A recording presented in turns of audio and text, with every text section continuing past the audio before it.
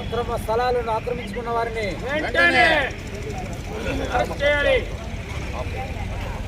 అక్రమ కబ్జాలను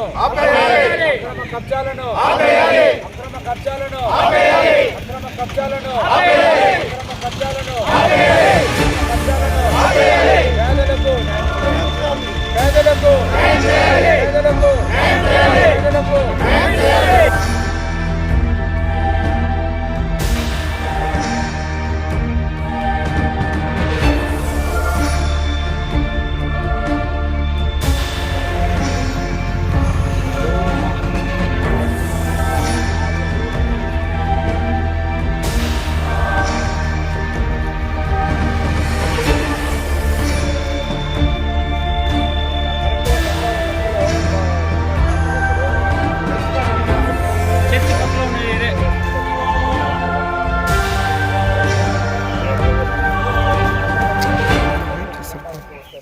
రాండవా కొంచెం అందరూ రాండవా.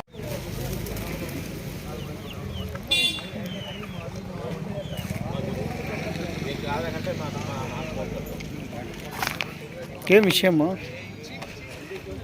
ప్రభుత్వ నేలని అక్రమంగా ఎవరు పర్మిషన్ లేకుండా ఇక్కడే విఆర్ఓ గారు ఉన్నారు, ఎంఆర్ఓ గారు ఉన్నారు. ఈ ఎంఆర్ఓ గారు అసిస్టెంట్ గారు అతను పిల్లండి.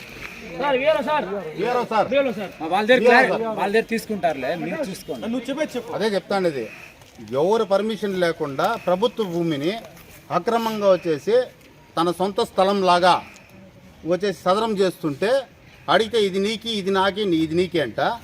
ఎవరు సొత్తు ఎవరు సదరం చేసేది? ఎంఆర్ఓ గారు ఏమన్నా పర్మిషన్ ఇచ్చినారా? డీటీ గారు ఏమన్నా పర్మిషన్ ఇచ్చినారా? కలెక్టర్ గారు ఏమన్నా పర్మిషన్ ఇచ్చినారా? ఎవరికి సంబంధం ఈ నేల? మున్సిపాలిటీ నేల ఇది. మున్సిపల్ కమిషనర్ గారు ఏమన్నా పర్మిషన్ ఇచ్చినారా? రమ్మనండి ఆయన్ని. ఇష్టానికి వచ్చినట్లు దోచుకుంటా పోతామంటే అయిపోయింది, టైం అయిపోయింది. ఇంకా 2 months ఉండేది. ఈ టైంలో కూడా దోచుకుంటామంటే ఒప్పుకుండే పరిస్థితి లేదు.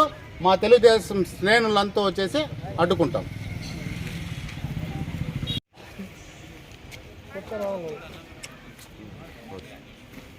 అందరికీ నమస్కారం.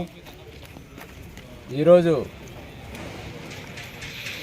తెలుగుదేశం పార్టీ పక్షాన గౌరవనీయులు పెద్దలు మాజీ మంత్రివర్యులు అమర్నాథ్ రెడ్డి గారు ఇంటింటికి తెలుగుదేశము అనే కార్యక్రమము గొబ్బుల కోటూరు అలాగే గంటావూరు ప్రాంతంలో కొంత భాగము మేము ప్రచారానికి వెళ్ళి వస్తూ ఉంటే ఈ యొక్క గంటావూరులో చర్చి పక్కలో ఒక పెద్ద గుట్ట ఉండేది. ఎందుకంటే మేము చిన్నప్పటి నుంచి చూస్తున్నాం, పలంనేరు వాస్తువులు కాబట్టి.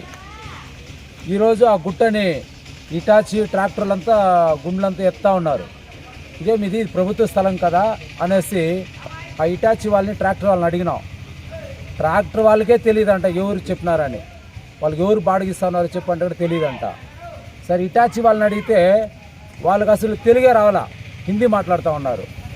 దీని వెనకాల ఎవరుండి నడిపిస్తూ ఉన్నారు. ఈ గంటారు ప్రాంతము మరో కేజీఎఫ్ సినిమా లాగా అయిపోయింది. దోచుకున్నానికి దోచినంతగా ఇన్ని రోజులు దోచుకున్నారు ఇష్టం వచ్చినట్లు. గతంలో పేపర్లో వచ్చింది, టీవీలో వచ్చింది. ఇది ఎమ్మెల్యే గారికి కూడా సంబంధం ఉందనేసి నాకు డౌట్గా ఉంది. ఎందుకురా అంటే ఇంత జరుగుతూ ఉంటే ఎమ్మెల్యే గారికి తెలియకుండా ఉంటుందా? ఈ ప్రభుత్వ నాయకులకు తెలియకుండా ఉంటుందా? ఇదంతా ప్రజలు కూడా కొద్దిగా ఆలోచన చేయండి. ఆర్డీఓ గారు సార్ గారు ఇక్కడ ఫోన్ చేశాము, వెంటనే మమ్మల్ని వాళ్ళ స్టాఫ్ని పంపిస్తామన్నారు.